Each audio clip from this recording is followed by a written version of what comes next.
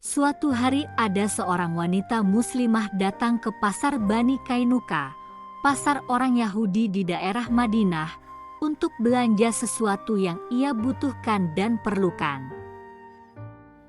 Ia lalu mendatangi salah satu pedagang Yahudi dan kemudian melakukan transaksi jual beli di antaranya. Tapi orang Yahudi ini malah justru berhasrat ingin membuka cadar yang dikenakan oleh muslimah karena berkeinginan melihat wajahnya secara langsung.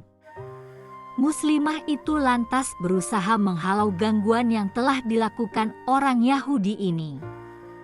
Tanpa sepengetahuan wanita itu, datang lagi lelaki Yahudi di sebelah sisi lainnya, dan akhirnya ia berhasil menarik ujung cadarnya, lalu tampaklah wajah wanita muslimah tersebut. Dengan spontan wanita ini pun berteriak. Mendengar teriakan ini lalu datanglah seorang pria muslim untuk membelanya.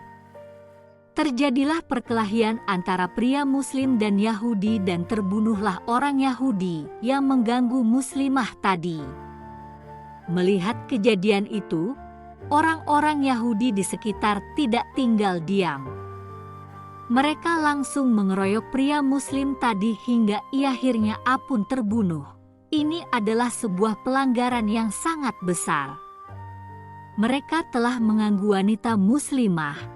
Kemudian laki-laki dari Bani Kainuka bekerja sama membunuh pria dari umat Islam. Sampailah berita tentang peristiwa berdarah ini kepada Rasulullah Shallallahu Alaihi Wasallam. Segera Rasulullah Shallallahu Alaihi Wasallam memanggil dan mengumpulkan para sahabat untuk mempersiapkan pasukan.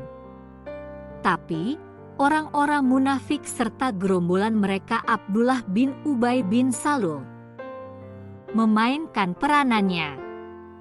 Ia berusaha merayu dan melobi Nabi Muhammad Shallallahu Alaihi Wasallam agar mau mengurungkan niatnya untuk mengepung orang Yahudi Bani Kainuka. Dengan tegas Rasulullah Shallallahu Alaihi Wasallam tidak memperdulikan saran dari Abdullah bin Ubay. Tidak menunggu waktu yang lama, para pasukan dari kaum muslimin pun mengepung perkampungan dari Bani Kainuka.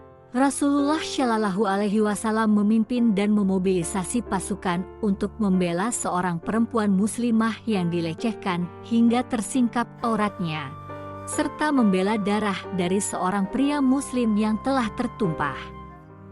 Begitu besarnya arti sebuah kehormatan perempuan muslimah dan harga darah dari seorang muslim ini bagi Rasulullah Shallallahu Alaihi Wasallam.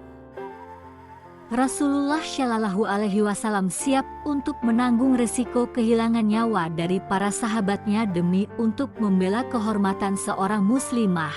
Dari sisi lain, Bani Kainuka bukanlah kaum yang lemah. Mereka memiliki stok persenjataan, jumlah pasukan, benteng, serta keahlian militer yang mumpuni.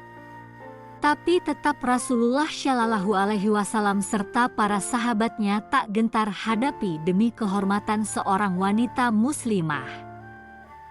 Pengepungan dimulai saat hari Sabtu, tepat di pertengahan bulan Syawal, tahun 2 Hijriyah.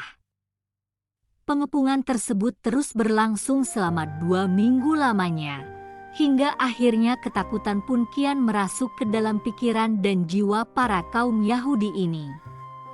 Akhirnya mereka menyerah serta tunduk kepada putusan Rasulullah Shallallahu Alaihi Wasallam.